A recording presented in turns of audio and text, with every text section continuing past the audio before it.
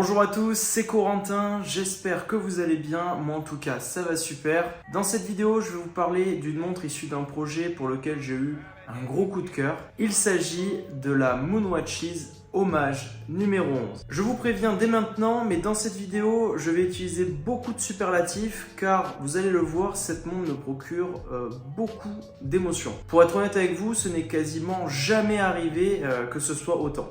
Bref, je vous en parle après le jingle.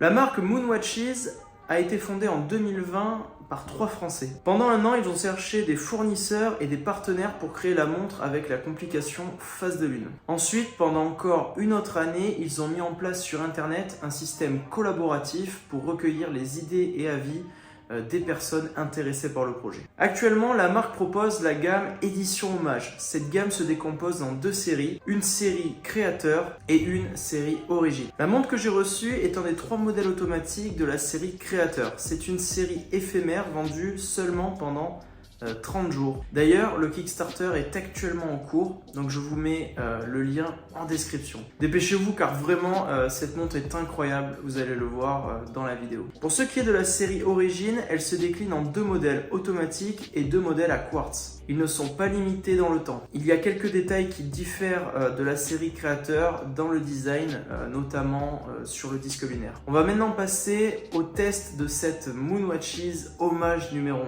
Je vais vous donner les caractéristiques et vous décrire en détail tous les éléments de la montre. Je vous ferai ensuite un résumé des points positifs et négatifs de la montre avant de conclure. Mais juste avant, je voulais vous préciser 2 choses. D'abord, pourquoi elle s'appelle la Hommage numéro 11. En fait, c'est tout simplement en référence à Apollo 11. C'est un hommage à la conquête spatiale. Rassurez-vous, ce n'est pas un hommage, comme on peut l'entendre certaines fois sur des montres, à une autre montre iconique. C'est pas du tout ça. Et je voulais également vous dire que la montre que j'ai reçue n'est pas la montre finale que vous recevrez si vous la précommandez sur le Kickstarter. Il y a quelques différences. La couronne sera plus grande, il y aura la mention Swiss Made à 6 heures, puisqu'ils ont obtenu le label. La mention automatique sera très légèrement plus grosse et il y aura une nouvelle gravure au dos du boîtier. Il y aura également une petite différence sur le chemin de fer du cycle synodique au niveau du 11, pour rappeler son nom. Vous inquiétez pas, on en reparlera dans le détail des éléments.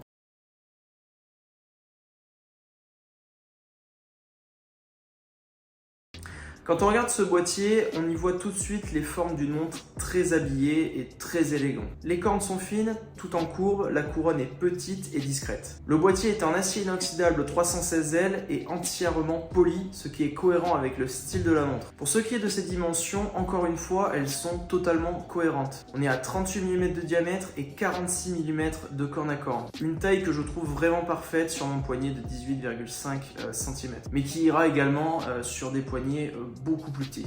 Je trouve que la lunette est très bien proportionnée, laissant une très belle ouverture sur le cadran. C'était, je pense, assez indispensable au vu de ce diamètre. Si on regarde la montre de côté, donc elle est peu épaisse, ce qui augmente visuellement l'impression de finesse d'une montre qui est déjà fine avec seulement 11,1 mm d'épaisseur. L'entrecorne est de 20 mm, ce qui permettra de trouver facilement d'autres bracelets pour cette montre. Et sinon, visuellement, je trouve que c'est une dimension qui est bien choisie. Des fois, je trouve que certaines montres ont des bracelets trop larges par rapport au reste du boîtier. Ici, je trouve que c'est bien ce qu'ils ont fait. Pour ce qui est du poids, elle est légère, elle fait 54 grammes et surtout sur un bracelet en cuir. L'étanchéité de cette montre est de 50 mètres, ce qui est pas mal pour une montre habillée. Car souvent elles sont à seulement 30 mètres. Dans les faits, ça signifie qu'elle résistera un minimum à l'eau, mais je vous déconseille fortement de la porter pour nager avec par exemple. Le verre choisi pour cette montre est un verre saphir, donc c'est top et c'est très résistant aux rayures et également même au choc. Si on retourne la montre et qu'on s'attarde un peu sur le fond de boîte, on remarque qu'il est ouvert. Et le verre qui nous permet d'admirer le mouvement est en saphir. Je vous rappelle que le modèle définitif aura des inscriptions différentes de celles que j'ai sur ce prototype. Sinon, pour vous décrire ce qu'on voit du mouvement, on voit déjà la superbe masse oscillante qui est très bien bien travaillée. Elle est de couleur rose gold, elle est ajourée et il y a des gravures dessus. Celle-ci réinterprète un dessin de Jean Dodal. Elle reprend la carte La Lune 18e du tarot de Marseille sous la forme de 6 blasons en bas-relief. Il y a toute une symbolique derrière par rapport à la Lune qui est très sympa et parfaitement dans le thème de cette Moon Watches. Cette réalisation est l'œuvre d'un atelier suisse spécialisé dans ce genre de réalisation, très minutieuse. Je vous en parle plus en détail quand on abordera la Lune de la phase de Lune. Les détails de ces gravures sont extrêmement fins et détaillés. On peut voir que le reste du mouvement est perlé. Dans cette gamme de prix, j'ai jamais vu un aussi beau fond de boîte ouvert. C'est vraiment magnifique. Le cadran de la série Créateur existe en 3 couleurs, à savoir le noir, l'argent et également pour ce modèle, le bleu. C'est un bleu profond que je trouve magnifique et sublimé par le soleillage. Les graduations et les écritures sont blanches et assez fines. Petite originalité, l'heure est inscrite de 13 à 24 et non de 1 à 12. Il y a également des index appliqués métalliques. Le tout est assez discret et finement fait pour ne pas que ça paraisse surchargé. Le petit détail sur la version bleu finale et que je n'ai pas sur ce prototype de la numéro 11, c'est que le 11e jour de sa graduation lunaire est marqué d'un trait blanc. C'est un hommage à la mission Apollo 11 qui vit le premier alunissage le 20 juillet 1969. Donc quand la très poétique lune de la complication phase de lune passe devant cette graduation, ça nous rappelle un exploit qui fut très longtemps un rêve pour les hommes. Il y a également la date dans un guichet à 6 heures. Elle est écrite blanc sur noir, ce qui la rend discrète et qui passe très bien dans ce cadran. Les aiguilles choisies sur cette montre sont de type feuille. Elles sont très élégantes, je trouve. Alors, il n'y a pas de peinture luminescente sur ce cadran, mais c'est quand même assez logique pour une dress watch. C'était pas forcément nécessaire. Restons sur ce cadran pour évoquer la grosse particularité de cette montre, son affichage de la phase de lune. C'est juste incroyablement beau et poétique. C'est vraiment comme un moment de douceur, de rêve et même d'évasion quand on la regarde. D'ailleurs, petite anecdote, quand je suis allé récupérer ma nouvelle Tudor chez Mornier, à Bordeaux, je portais en fait cette montre au poignet et quand je l'ai posée pour passer la Tudor, la vendeuse a littéralement regardé cette montre pendant plusieurs dizaines de secondes. Elle m'a confié la trouver vraiment belle, en particulier la phase de lune. Et sa surprise en fait elle fut encore plus grande quand je lui ai annoncé le prix de cette montre. Donc ça me rassure finalement de ne pas être le seul sous le charme de cette montre. Bon maintenant, il faut quand même que je vous raconte pourquoi cette lune est si formidable. Cette lune est une représentation réaliste et conforme de notre astre satellite de la Terre. Elle a été réalisée, tout comme la masse oscillante, par l'atelier AJS Productions en Suisse. Il s'agit d'un processus d'impression inédit en 9 étapes. Les cratères de l'astre sont brûlés en surface afin d'obtenir des reflets grisés et donc avoir un relief perceptible à l'œil nu. D'où cette impression extrêmement réaliste. Voilà le gros morceau de cette montre qui est le disque lunaire. On va pouvoir enchaîner sur le mouvement de cette montre. Donc je vous ai affiché les caractéristiques à l'écran. Ce que je peux en dire de ce mouvement, c'est que c'est un très bon choix. Il s'agit d'un mouvement d'une manufacture réputée, il est 4 Hz, il est précis, surtout dans la finition que Moon a choisie. Vous remarquerez que je vous ai mis à l'écran le détail des précisions, car Sellita fournit énormément de données. Bref, souvent chez Sellita, on est aux portées dans les tolérances du COSC. Le seul bémol finalement, c'est sa réserve de marge de seulement 38 heures. J'en profite pour vous parler des réglages qu'on peut faire à la couronne, car certains peuvent penser que c'est compliqué par rapport à la phase de lune. Rassurez-vous, le réglage de la phase de lune est très simple. Donc, petit tuto, couronne contre le boîtier, vous pouvez remonter la montre manuellement, même si le mouvement est automatique. Premier cran, vous avez le réglage de la date dans un sens et le réglage de la phase de lune dans l'autre, tout simplement. En gros, vous faites tourner la lune comme vous feriez tourner le disque de date. Et ensuite, vous avez un deuxième cran pour le réglage de l'heure avec la seconde arrêt. Maintenant, pour régler la phase de lune, personnellement, j'ai regardé la date de la pleine lune, c'était le 8 novembre. Donc, j'ai mis la lune au centre du guichet le 8. Ensuite, j'ai tourné les aiguilles pour changer la date. Bon, pour la vidéo, j'ai laissé la date proche du 8 car ça rend mieux en vidéo avec quasi la lune au centre, bien qu'un tout petit peu décalé. Je trouve que c'est sublimissime. Bref, en ce qui concerne le mouvement, c'est un très bon et beau mouvement, surtout avec cette masse oscillante décorée et personnalisée.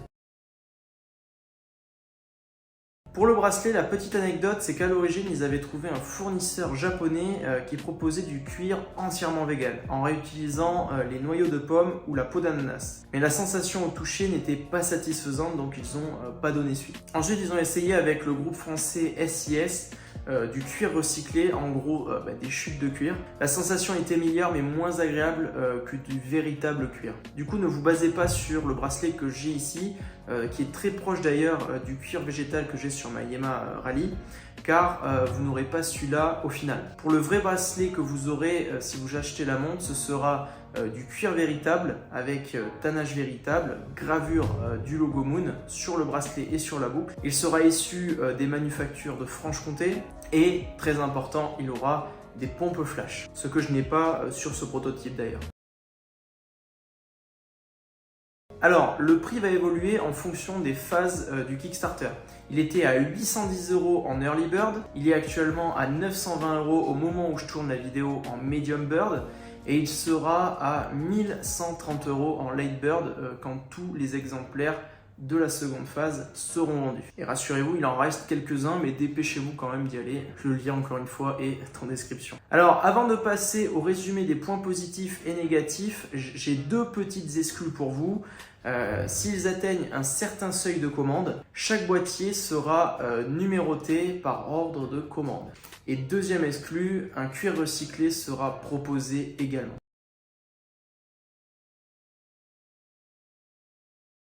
Allez, donc on commence avec les points positifs liés au boîtier de cette montre. Alors moi je trouve que les formes, les courbes, les dimensions, le choix du poli, la petite couronne, tout est cohérent par rapport à une montre à billes. Également, le verre saphir utilisé pour protéger le cadran, mais aussi sur le fond de boîte, je trouve que c'est un autre point positif. Bon voilà, j'en ai que deux, mais j'en ai tellement mis dans le premier finalement que vous avez compris, le boîtier pour moi c'est un gros point positif. Concernant maintenant le cadran, la qualité du disque lunaire est impressionnante.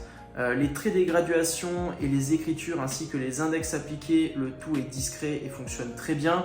Le guichet de date qui a un fond similaire à la couleur du cadran, c'est aussi pour moi un point positif et ce n'est que trop rare à ce genre de prix. Pour ce qui est du mouvement, bon, on a un très bon choix de mouvement qui est Swiss made.